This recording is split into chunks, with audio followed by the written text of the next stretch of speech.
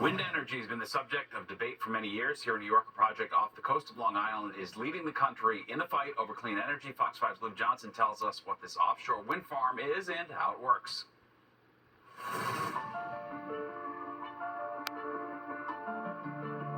In the race against climate change, government agencies at the local, state, and federal level are searching for new ways to derive energy. And some of those new methods are actually mixing recent technology with an ancient concept: windmills.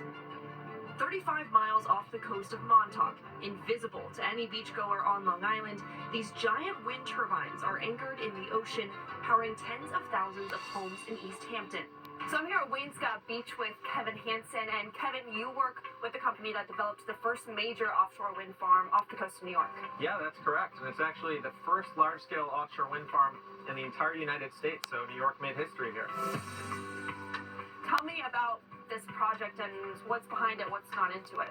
So South Fork Wind is an offshore wind farm. Each offshore wind turbine has 3 blades, and those blades are spun by the wind, and that spinning uses magnets to create electricity. That electricity is then collected from each of the 12 turbines at an offshore substation and then sent to shore in an undersea electrical cable. It's a project that took years to get off the ground and out to sea. Ørsted, the company behind South Fork Wind, was awarded a contract with the Long Island Power Authority in January of 2017.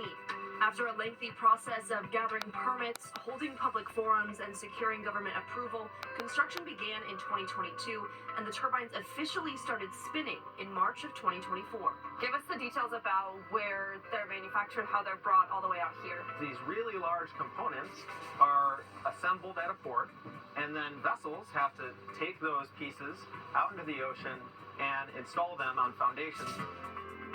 So you guys drilled under the beach, right where we're walking, to lie cables that connect the turbines to the power grid.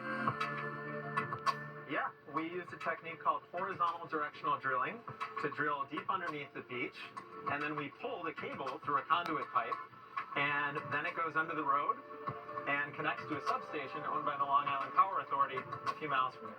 And if you're wondering how these turbines are installed and maintained, we have crews that live on what's called a service operations vessel, or a hotel boat, and they typically spend 2 weeks out at sea maintaining the turbines, and then they spend 2 weeks back at home. All of these moving parts and years of construction in the name of New York's Climate Act, which was signed into law in 2019 and requires the state to achieve a 100% carbon-free electricity system by 2040. Dorian Harris is the president and CEO of NYSERDA, the New York State Research and Development Authority. She's one of the people who selected Ørsted's bid to construct South Fork Wind.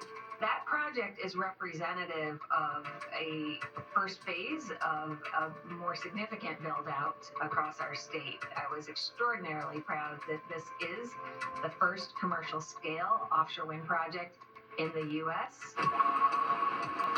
Ørsted has not made as much progress in other parts of our area. The company recently made headlines for settling a lawsuit with the New Jersey Board of Public Utilities after backing out of plans for 2 large offshore wind farms. They cited supply chain challenges and rising interest rates as the reason for pulling out.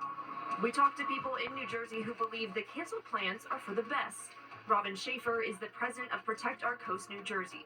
Tell us some of your concerns and members of your organization's concerns with offshore wind turbines. So right off the top, Protect Our Coast doesn't believe that the ocean should be exploited, mined, drilled, developed in any way. And we think that it's going to be disruptive to marine mammals of all types and could affect the amount of fish and shellfish in these waters.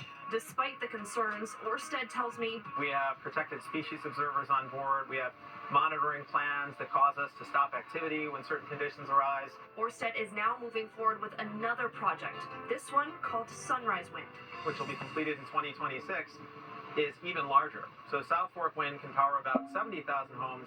Sunrise Wind will be able to power about 600,000 homes, and that electricity will be injected into the town of Brookhaven. What do you think is the future of offshore wind farming in the U.S.? I think 2024 is the year that offshore wind is really taking off. So I think you'll see more and more offshore wind farms as part of America's clean energy mix.